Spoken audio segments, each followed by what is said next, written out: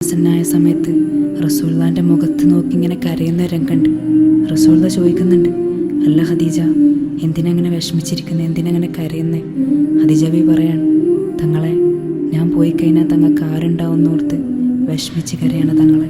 അത്രക്കും സ്നേഹനിധിയായിരുന്നു ബീവി ഖദീജ.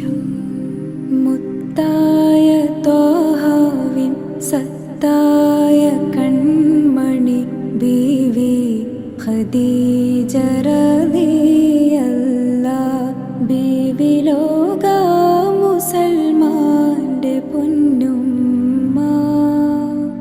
മുത്തായ തോഹാവിൻ സത്തായ കൺമണി ബീവി ഖദീജ റളിയല്ലാഹ്. ബീവി ലോക മുസൽമാന്റെ പൊന്നുമ്മ. ആറ്റൽ റസൂലിന് തണലേകിയോര് കനിവേകി കരമേകി കൂടെ നിന്നോര് ബീവി ഖദീജ റളിയല്ലാഹ്.